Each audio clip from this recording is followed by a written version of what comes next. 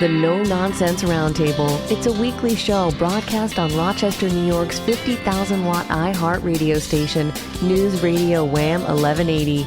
The host, Dom Geneva, interviews guests from all walks of life, all with amazing stories to tell. What you are about to hear is a recording of a previous broadcast with limited commercials. Now, here's host Dom Geneva. Well, welcome everybody to another edition of your No Nonsense Roundtable. My name is Dom Geneva. Every Saturday here at 10 o'clock, you can hear the No Nonsense Roundtable, and you can hear all the previous shows, as I like to say to you, on NoNonsenseRoundtable.com. Now, today I have somebody that you may know or you may not know, and his name is John Urlaub. And John Urlaub is a alum of St. Bonaventure University, just like me. And he worked for Kodak for a while, Rochester guy. And he has a product that you may know or you may not know. If you go to the Red Wings game, you see these stands for Rohrbach Brewing, I think is the formal name of the company, right? Yes, correct, Dom. Okay, and let's tell everybody about your story, because you were a Rochester guy. You moved to L.A. for a while, worked for Kodak. Let's tell people how you kind of got here. Yeah, well, Dom, I did grow up in the area, and but I've been back, and I was gone for a long time, but been back for a long time, and I love Rochester. I can't imagine anywhere else to live, and I think I was fortunate because I did live other places. I lived on the West Coast. You know, I lived in Chicago for a short period of time, New York City. I was actually even in Germany for a couple of years. But I think it gives you an appreciation for where you do live when you see other places. And really, the places I went were beautiful. I loved it. Mm-hmm. But they don't have anything on this area, anything above, you know, what we have right here in Rochester. So a lot of those moves were with Kodak. I started out, of course, at the headquarters in Rochester, moved to Southern California and L.A., at the time, really, it's funny, L.A., everybody thinks about California as, we'll get into beer just a little bit here, but as kind of where it all started, craft beer. And when I was there, early 80s, there really wasn't any, or at least any that I knew of. The very first craft beer I had was Anchor Steam, which was up in San Francisco. Mm-hmm. And you and I think, Dom, I put you in this category, at least when I was at Bonaventure, we were drinking pretty cheap domestic beer. And unfortunately, I hate to admit, but probably a lot of it. But I tell you, that first Anchor Steam I had, was pretty nice. Yeah. Well, you know, St. Bonaventure, you know, the funny thing is, I hate to admit this, but, you know, at graduation, I had a good friend of mine who's since passed away, and Jimmy Olson, and Jimmy was a great guy. He says, do you realize what we used to do freshman year? He goes, we used to go out, we used to get drunk, and for entertainment, we would be drunk. Yeah. So you know, the gentle nuances of the different flavors of beer really don't matter all that much when you're 17 or 18 in 1971.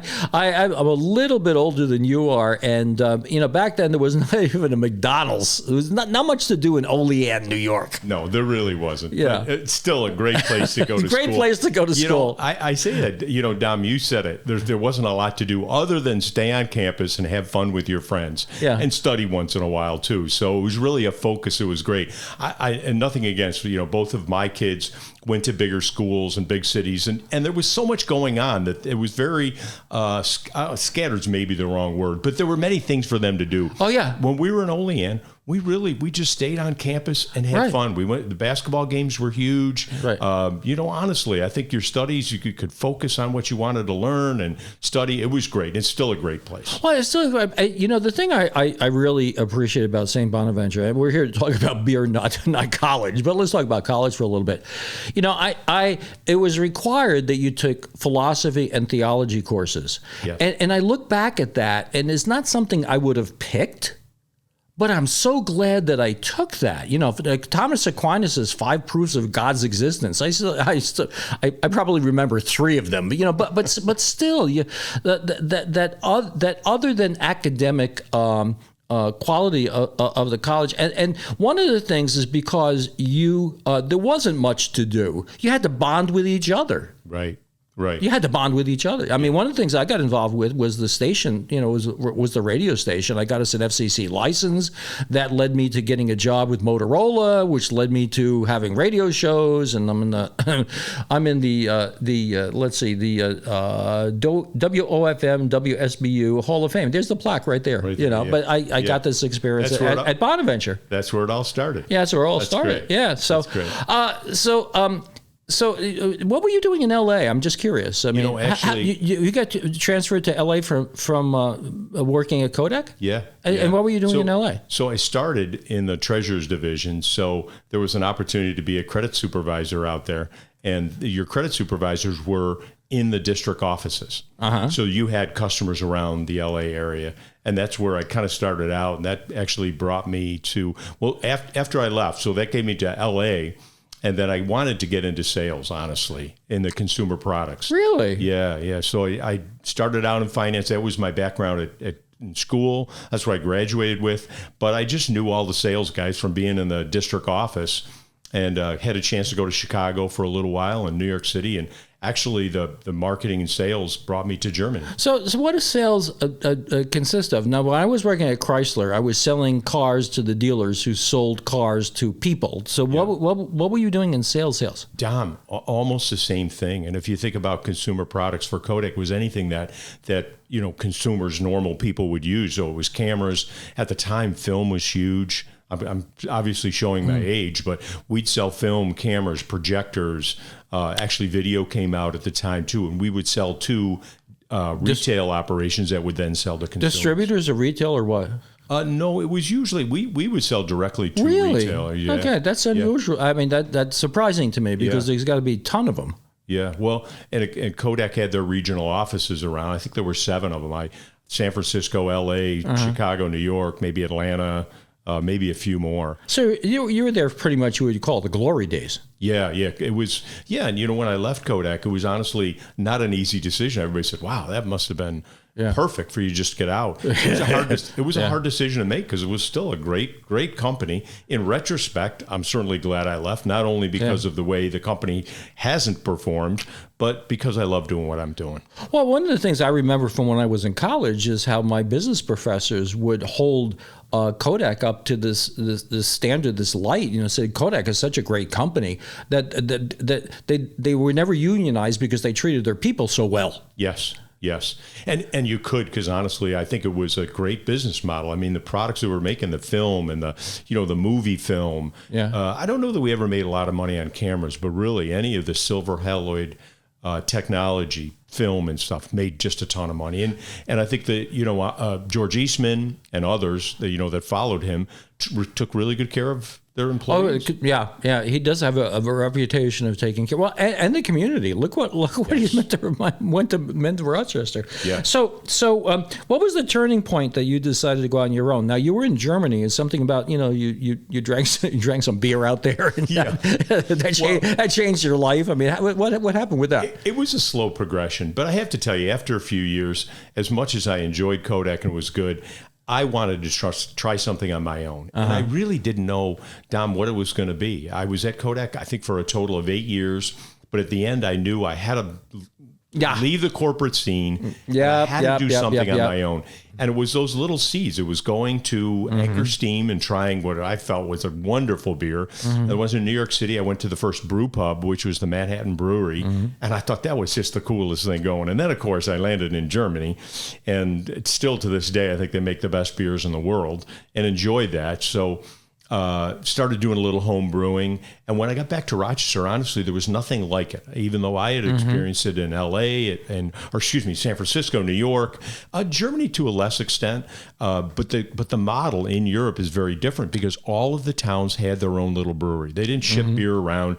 It wasn't big companies like Miller or Bud, very different. So I thought maybe, I was starting to see that happen in the States, and there was nothing around here like it. So figured we'd give it a try. So we're back talking with John Urlaub, who owns Rohrbach Brewing Company, and let's do a little retail here. You can get this like all over. You can get your stuff all over the place. I mean, my favorite spot to get it is at a Red Wings game. Thanks, Dom. You know, it's funny. I say this very sincerely. We were very lucky. It was things in business, you do the very best you can. Right. Try hard all the time. But once in a while, you need a little luck. And the Red Wings situation was a little luck. They were still at Silver Stadium. It was kind of funny. It was a very Really? It goes that long ago? Yeah. Really? Yeah, there was a little beer garden. I don't think most people even remember. Thought it was private. But at the time, I think the concessionaire, the year before we kind of pitched this idea of doing a Red Wing, signature beer for them, they filed bankruptcy or something. And I know that the management was trying to decide, well, do we hire another concessionaire or do we maybe do this ourselves? And honestly, I think it was very unique for the industry, for the baseball community, for them to run their concessions themselves. But I think it's made I think it's made a huge difference because, Dom, what's on the field is important. And I can't talk baseball like they can, but you know this. It's fun, but it's about everything else. Like how tough is it to park and how clean are the bathrooms and how good is the food and the beer. It's the whole experience. And I think when the Red Wings decided to do concessions themselves, first of all, it opened the window for us because if they hadn't, a big concessionaire is not going to take our products. We were way too small. Yeah. We had one tap in the beer garden, and we had to convince people to kind of go in because it wasn't, but you got to start somewhere. Yeah. But what that did, too, was that we could tell people that we kind of pitch, hey, would you like to put us on tap at your restaurant or your tavern? We say, hey, we're at Silver Stadium. Yeah. And that gave us kind of that credibility that maybe these guys are pretty decent. So it helped us in a lot of ways, and we've been doing business with them ever since. Well, I as a marketing guy, I got an MBA in marketing. I think I've been, fairly successful with the no nonsense car dealer and stuff. People just don't understand. A lot of people don't understand what their product is. They don't understand what their product is. I mean, the Red Wings understand what their product is. It's not baseball. It is not baseball. It is a family entertainment, community supporting, pleasant experience that happens to be baseball. Yes. Dom, I couldn't agree more. We went yesterday. Yeah. Last night. We had the best time, and honestly, I hate to say this, but the Wings played terrible. They've had a challenging year, but we had a ball. Yeah. And I think if they, the piece of that food and beverage is a big part of that overall experience. If you gave that to somebody else to run, you wouldn't have that control, but they control it themselves. A person that's in charge of food and beverage works for the Rochester Red Wings. So let's talk about beer in Germany. You were talking about beer. All the little towns have their own beer and stuff like that. Let's talk a little bit about that culture because the culture is actually more around beer than here. I mean, they have pubs out there like in England and stuff like that. People are gathering. Is that pretty much the culture or what? Yeah. Oh, definitely. And I don't know. I think it has changed over time. Don. The reality is that even in the United States, people are consuming a little less alcohol. Mm-hmm. And, from an industry standpoint, from a craft beer standpoint, I'm not concerned by that because I believe our products, if you're not going to consume a great deal, you're going to have one with dinner or one or two. Oh, yeah. You're going to have something of good quality, something that really has some flavor and pairs really well with this food, or at least complements the food well. So I think we'll do very well, even if the trend is to consume a little bit less. It's healthier. I have no problem with that. But the Germans historically drink more beer per capita than anywhere else in the world. And I don't know if that's still the case, but there are always lots of different pubs. And again, beer is the king. They would, the one example I always have, it's kind of funny here in the States, if you have a beer that has a little foam, you just kind of dump it off. The Germans would never do that. They say it takes 7 minutes to pour a Pilsner. So they pour it in the glass, the foam comes up to the top, they set it aside, wait for the foam to come down, pour a little more, and they make sure that your beer is perfect, but they do not waste any of it either. And their beers are just wonderful and always served in the right glassware. And it's, I wouldn't say it's a religion, but it's an important part of their lifestyle. And really great. Of course, I love that. Is it true that in England they drink beer warm? I wouldn't say warm. It's just not as cold as here in the States. Now that's changed. I think, Dom, a long time ago, most of the coolers, you'd call it coolers, the beer was in the basement. So whatever your basement temperature was, which was cooler than your first floor, so it was cool, not cold. And I think that's changed. I think most of them have coolers, but believe me, they wouldn't turn it as cold as the domestic brewers here recommend. They recommend in the 30s, and you just don't get the flavor of the beer. Even craft beer should be a little bit warmer. Not warm, but a little cooler, not so cold. Well, how about in Germany? Is it the same thing? Germany used to actually have coolers, but it's the same thing. It was not ice cold. It was more like maybe the low 40s or 45, and I think it just brings out the flavor in the beer. So the turning point was you being sent to Germany. You had a job from Kodak in Germany. Was that it? Yeah. Isn't it amazing? It's like the butterfly effect. If they didn't send you to Germany, if they send you to I don't know, like France or something like that, you wouldn't have gotten interested in beer, and you wouldn't be here, on the No Nonsense Roundtable show. So the whole reason I got it. That's it. God sent you to the No Nonsense Roundtable show.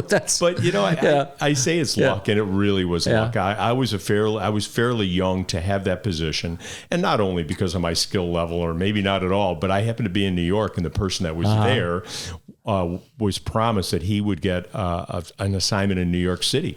And I happened to be there, and things happen for a reason. But you're absolutely right. If I went somewhere else, or let's say I never made it over to Europe, maybe Rohrbach's wouldn't have happened. But it all came together. Well, yeah. But did you have now, I had a fallback position when I left Chrysler. Okay. Now, my fallback position is I always thought that I could get a job calling on dealers like I did, making half the money. But I enjoyed calling on dealers because they're all wacky.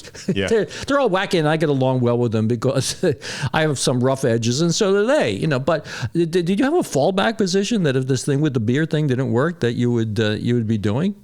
Well, Dom, my dad always told me to marry up. And my fallback was my very succful wife. And I got to be honest with you, without her support, I couldn't have left my full-time job. Okay. What was she doing at the time? It's funny. She was at Kodak too. Okay. Yeah. Her career has changed a lot over time. Yeah. But honestly, if she wasn't working and we were just starting a family, I could not have left. And I really don't think I took a paycheck for years, but we had her income and she was committed to allowing me to do it. She was just as much a part of the business, even though she couldn't, we couldn't both leave our jobs, but together we made it work. No, I get her a lot of credit. You need that. Nita, and I got to tell you, I mean, she's got more nerve than I do. And she literally said to me, she goes, the worst that's going to happen is we lose our money. That's the worst that's going to happen. She goes, she's right. And the worst that's going to happen is that we have to get jobs that, maybe are tough jobs. I'll get a job waiting tables. You get a job selling cars. We'll be fine. The girls are 1 and 4. The girls will be fine. And you know what? When you have somebody like that has, you have a safety net there. Yes, that's really cool. So we have that in common. We have in common that we work for a big company. We have in common that we left. We have in common that we like your beer. So with that, we are going to head into the news break, and we'll see you, or you'll be hearing us on the other side of the news break. Well, we're having a wonderful conversation with Mr. John Urlaub, who owns Rohrbach Brewing Company, and that has nothing to do with Joe Rohrbach. I mean, it's a different Rohrbach. No, it's spelled a little differently.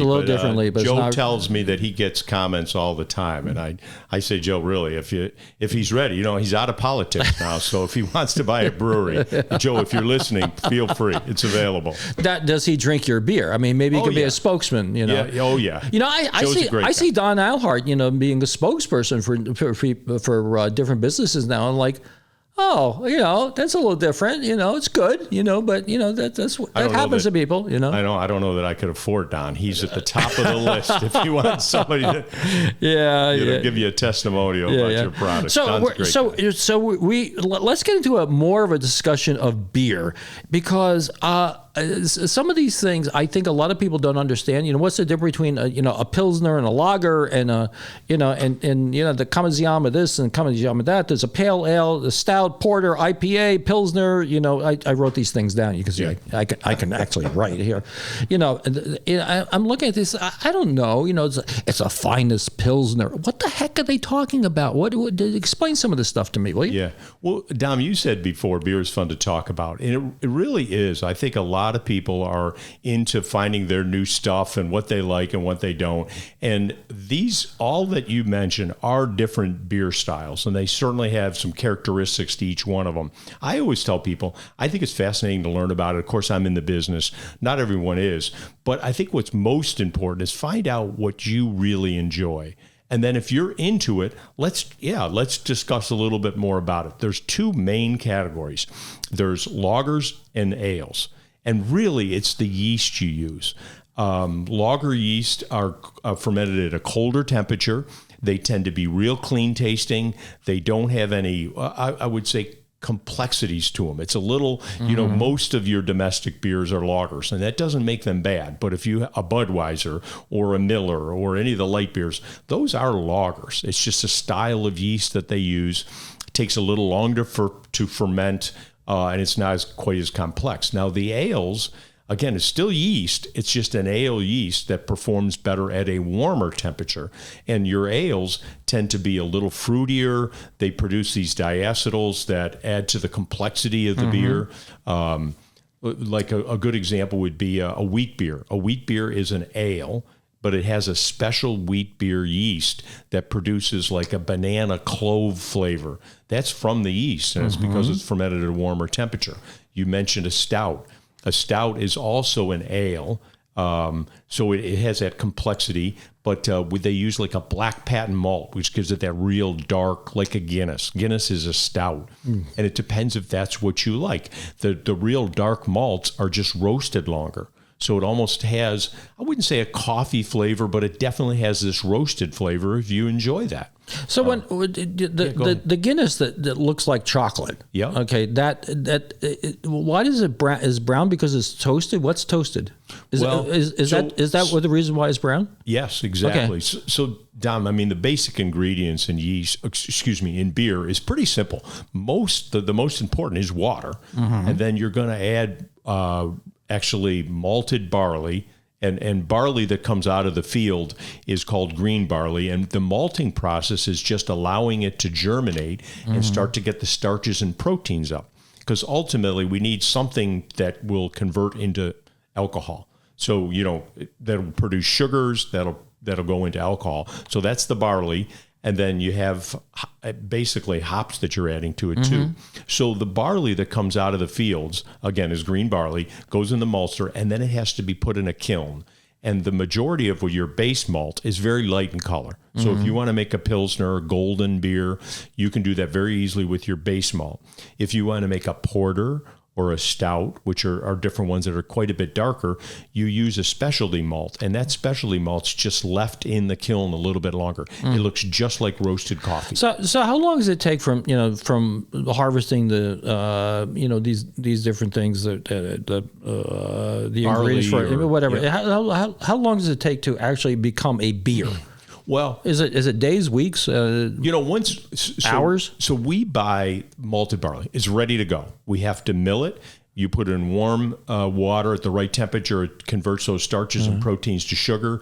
That's the brewing process. Then you boil, add some hops. That would typically take, it's about a 6 to 8 hour process. And then you cool it down as quickly as possible. You add the yeast. And then we talked about the difference between ales and lagers.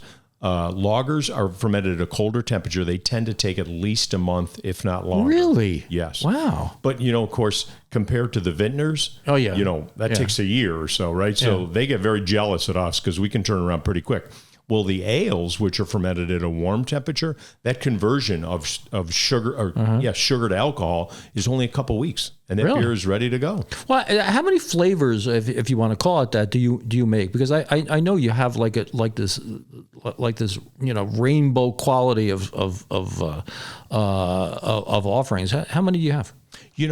I would say in a year's period of time, we brew at least 30 different beers. Wow.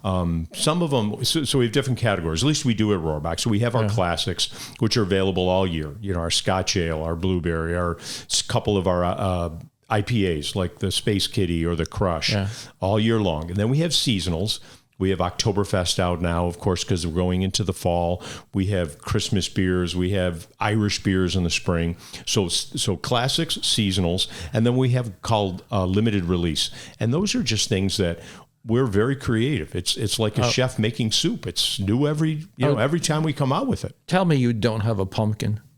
Dom, we do, and I have to tell you though, not my favorite either, but it sells very well. Yeah, some people are Red Sox fans too. I can't understand that. Listen, so when I look at the board, I see all the different beers that you offer. It's 6.9 APV, 6. It's like what is that?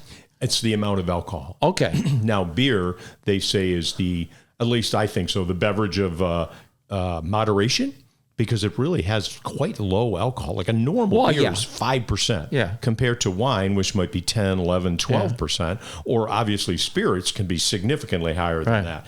But some of the beers, some of your IPAs can be on the stronger side, can be 8 or 9%. So that's that alcohol by volume. Okay. So I've got to look at that, and I got to find out how loopy I want to be. Exactly. Okay. Exactly. And you could drink the higher ones, just don't drink quite as much. Yes, that sounds like a disclaimer. That's fine. Drink responsibly. I mean, there you go. Yeah. That's a fine statement. And then it boils down to I guess with food that we call it like a mouthfeel. I mean, some are thicker than others and whatever, and some have more hops and some have less hops and whatever. I mean, what should you be out looking at? Well, I encourage people to try new things. There's so much out there. And when you look at beer, there's so many levers we can pull. What kind of malt you're using and how much of it you use and how much alcohol you're going to produce. And the hops give it, a bitter or a citrusy flavor. It adds a lot to the beer. Or it can be very subtle and just kind of balance the beer a little bit. But as brewers, we have so many levers we can pull. And that's why I think craft beer is so much fun to drink and to enjoy and to explore. Try new things that you've never tried. Some people look at a Guinness or a stout, let's say, not a Guinness. Guinness is just one kind of, but they might find something they really enjoy. Like our porter sold really well. We put because it has those darker malts, it's a little coffee-like. We put a little vanilla in it and it just sold great. People love it. So I would encourage people to try them. But the mouthfeel, it's all about like that Guinness is very creamy and not much carbonation. We talked about the Hefeweizen or the wheat beer. That tends to be really high in carbonation. It's very refreshing, lower in alcohol. So there's lots of different things you can do, and just find the thing that you enjoy and how it pairs with food. Well, we're about ready to go into another break, and we're going to come out of the break. Perfect. And we're going to talk with each other. Well, welcome back. We're having a wonderful conversation with Mr. John Urlaub, who has probably one of the coolest jobs around. He makes beer, and owns Rohrbach Brewing Company, and you can get it. You can get it just about everywhere. Wegmans, I know, and we have Honeyhead Falls Marketplace over here, which we Nita and I call it Humph. HFMP, yes. Are you going to Wegmans? Or are you going to Humph? Perfectly wonderful place, but it's Humph. And of course, at the wonderful Red Wings, where you get it on tap. And we just discovered that the APV means how much alcohol is in it, and your Space Kitty's like 100% alcohol. No, I mean, it's no. Down beer is still the drink of moderation. I love your Space Kitty. Yeah, it's about 8%. So it is a little higher. Well, is there anything more than 8%, generally speaking? Yeah. You definitely can. I mean, there are beers that are called barley wines, and you actually have to use a wine yeast. Because at higher levels of alcohol, a normal beer yeast would die. So that could be like 12%. Wow! But you don't see too many of those. Well, where do you get the name Space Kitty from? I mean, it's cute. It's the cat's there in an astronaut's helmet and everything, and it's so like a non sequitur. Where'd that name come from? I'll try to make this story short. But we had an employee. We got into trying to be more creative as a company. Okay. We didn't want to be stuck in the past or, your Scotch ale is great, but that's all you do. Yeah. So I encouraged all the brewers. We had a number of brewers. I said, come up with new ideas, new formulas. You come up with a recipe. You come up with a name. We'll run with it. Yeah. So the whole gang went. We had all great ideas. And the last one was I want to do a Citra IPA, which is a kind of hops. Okay. Double IPA. And we want to call it Space Kitty. And I said, time out. That's just not Rohrbach's.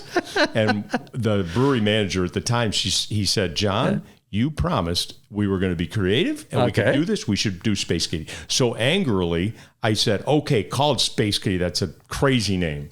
But it has been one of the best. It was. I'm glad they didn't listen to me, Dom, because sometimes I'd make mistakes. But I didn't like the name, and it's done extremely well. Well, isn't it the best thing when you own a company sometimes is that you get proven wrong? It's good. Yeah, it's good. It gives you some humility, and they respect you because you lived up to your word. I mean, that's a good thing. I'd love to take credit for it, but I can't. Yeah, but it's all good. So, what's the most fun thing you do at work? Well, people all think it's the quality control, but to be perfectly honest with you, in beer, quality control is kind of tough. We taste the beers every day, just a little, and try to see if they're off or whatever. Honestly, I think it's dealing with customers. I do enjoy it. And Rohrbach's is a little bit unique. There's lots of places like ours, but it's not just our beer customers, whether they're owners of a restaurant or Frontier Field. I keep calling it that. I'm sorry. Innovation Field. Yeah. And I love all the staff there and stuff. And we do business at the Blue Cross Arena, everything. But I like the customers to come into the pub and just, are there for lunch or there for dinner, and we talk over the bar, or it's just fun, and I'm very fortunate too, Dom. We have the best staff, and I really can say that. I'm not trying to just say that. A lot of them have been with me for a long, long time. They love what they do. They connect with the customers. We have relationships. Honestly, time customers will pass away. The staff all goes to the funeral. Yeah. I mean, that's just, I think it's very unique, and I love it. Well, the thing about you, I've known you for a number of years, and people either get it or you don't get it, right? I mean, that's what I love about the Red Wings. They get it. You get it. There are a number of people that look at their business, and they look at their business as something that's alive, growing, reproducing more customers, and it's like we said before the show. You have an orchard, and the orchard is giving you apples every year, and it comes in more apples and more apples and more apples. And some people make forests and chop down wood and have firewood. Yeah. So that's the thing. You have loyal customers from year to year to year to year, and that's when you do something with the passion that you do. It shows. Now let's do a little more retail about this pub thing, though, because I think a lot of people aren't aware that they can come and to your pub. Let's talk about that. Yeah, well, Don, we have two locations. We started out in the German House many, many years ago in the South Wedge. Been closed a while, but we opened our Buffalo Road location. We're actually celebrating 30 years on the west side of town. It's out by the old Kodak Elm Grove plant. That's been a great location. It's a full-service restaurant. We are open 7 days a week for lunch and dinner. Does really well. We just recently, last couple of years, did a nice beer garden out back. So we've got a lot of outside space. We got a beautiful patio. And then our production brewery downtown, we didn't start out. We've been on the, by the public market. So I always encourage people, if the market on Saturday morning, pop down to Rohrbach's, and we're open actually 10 o'clock in the morning. You can grab a breakfast sandwich if you want, or breakfast pizza. But it's great space. And we, it's only open Wednesday to Saturday. Those are our big times. It's much more casual. It's just open for dinner. Well, let's talk Buffalo Road. Now, talk about beer and food are good to talk about together. What are some of the things you serve over there? Well, it really is a very diverse menu, but we always have had a little German flair to it. So there are German items that you probably couldn't get anywhere else. We have a great relationship with Schwan's, which is the German delicatessen downtown. We get our bratwurst and our Bauernwurst from him. We do schnitzel, but we have all sorts of sandwiches and salads, and it's a very diverse menu. We always have nice specials at night. We'll have sauté specials, whether it's a pasta special or we'll have a steak special. Dom, you can get as casual as you want or as fancy as you want. We just make everything ourselves. We have a great crew. We love what we do out there.